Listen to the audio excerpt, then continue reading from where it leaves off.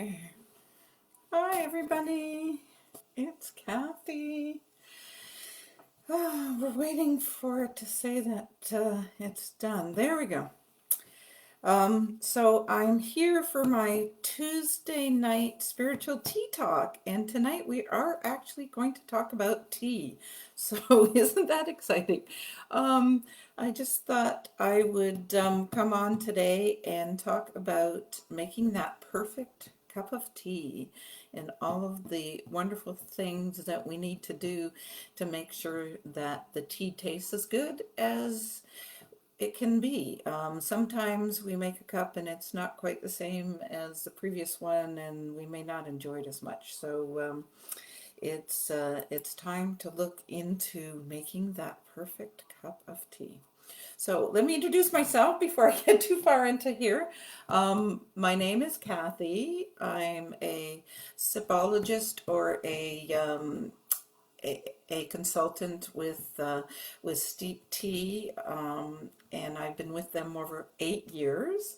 So I've been happy to represent that brand and sell quality loose leaf teas and tea accessories.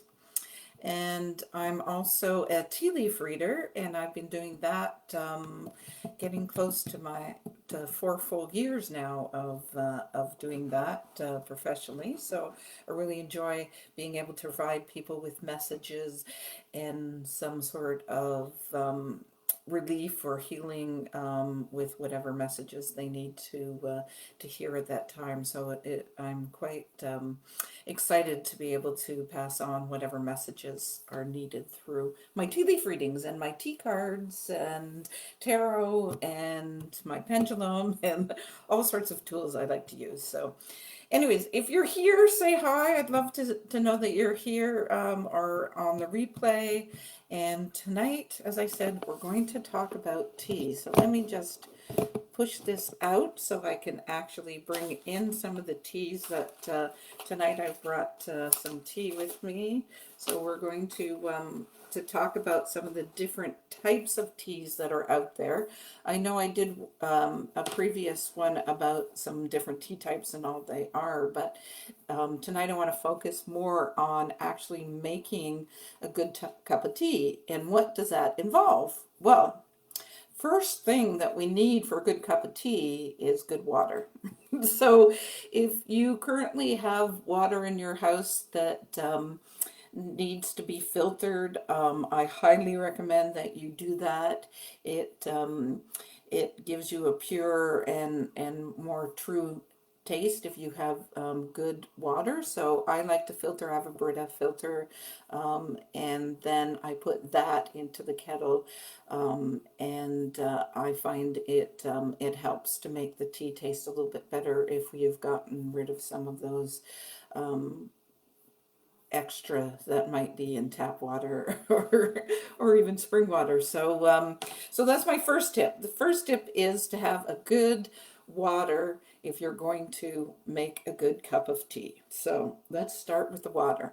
So this then we boil the water, but the thing is, do we actually boil it to a full boil or not? So depending on which type of tea you're using, you may not want to actually have a full boil. So when you boil, um, it brings out the full flavor. But when you're dealing with either a white tea or a green tea, you can actually burn those leaves. So I have a kettle that is has temperatures on it, and it allows me to know when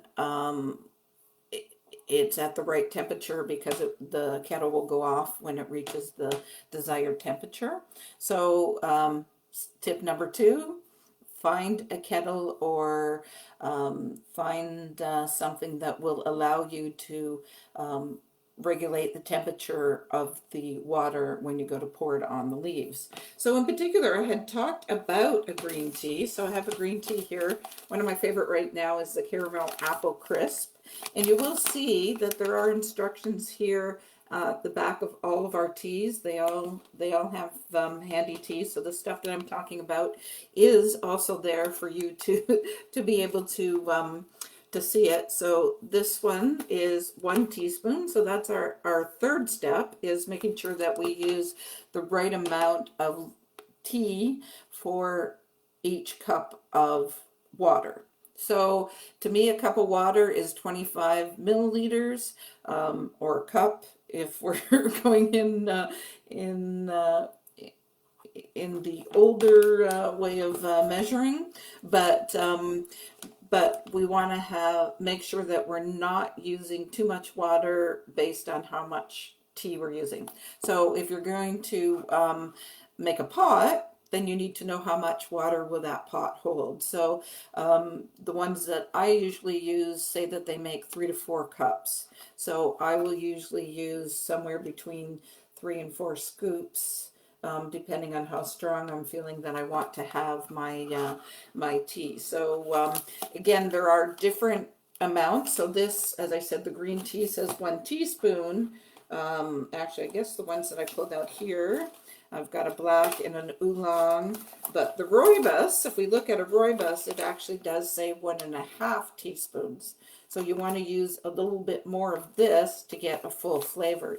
The fruit teas in particular are another one that you need to have a little more to get a full bodied flavor. So we recommend 1.5 teaspoons on the rooibos and on the fruit teas as well.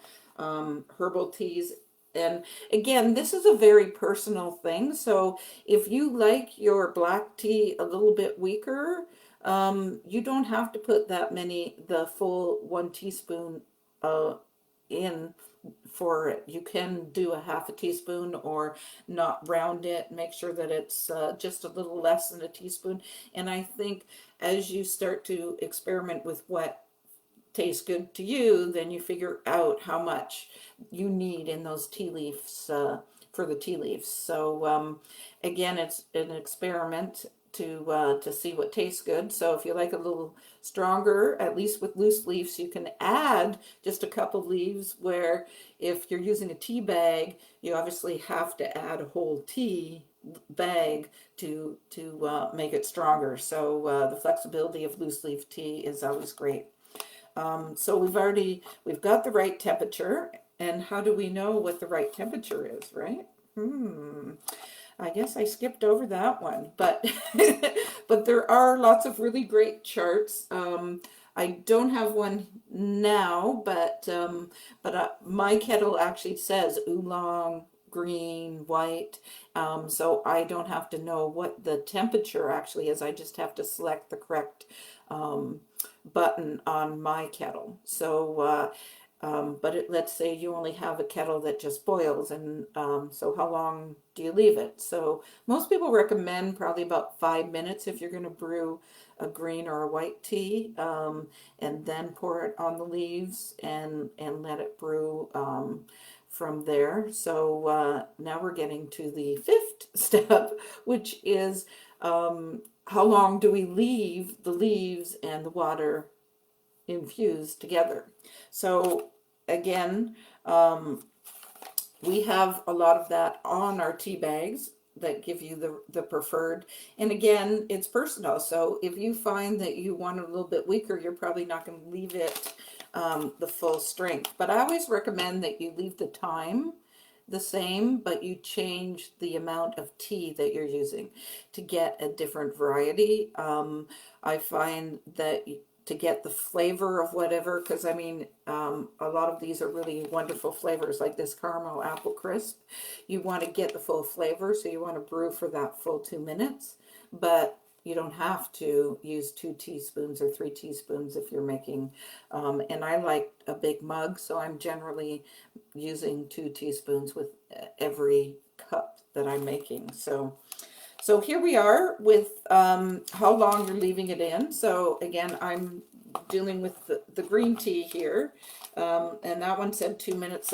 The black tea is saying 2 to 3 minutes, and the rooibos is saying 4 to 6 minutes. So it all depends again on what tea type you have, and we're using the recommendation for what's here. Again, I have a tea timer as well. So the tea timer will tell me when that 2, 3, or 4 minutes are up. And again, this is something that Sipology sells. And then I know that my tea is just perfect because it's there at the right number of minutes as well. So the next thing I want to mention, to make sure that we're using our tea bags wisely, is that there is another setting on the back of our bags that tell you, it says brew. So this one says 3 times. This one, and sorry, I need glasses, is two times. So the rooibos, what they're saying with that is that you could use those same leaves and make another cup of tea. So the purists would say that a green or a white tea actually, really, when you get to your 3rd or 4th cup is when you get the true flavor of those leaves. But what we recommend here with our green tea is that you can brew it up to 3 times and get a lot of those health benefits that we're looking for in green tea. You may not get the full flavor that you would get with our caramel apple on the 3rd one, but it still makes a lovely cup of tea with that, as opposed to our black tea and Earl Grey, because that's my favorite. This one just says that you can brew it 1 time to get that flavor out of it and stuff. So anyways, I don't know if anybody had any questions. Am I just rambling on again? But that's fine. That was pretty well what I'd like to cover today.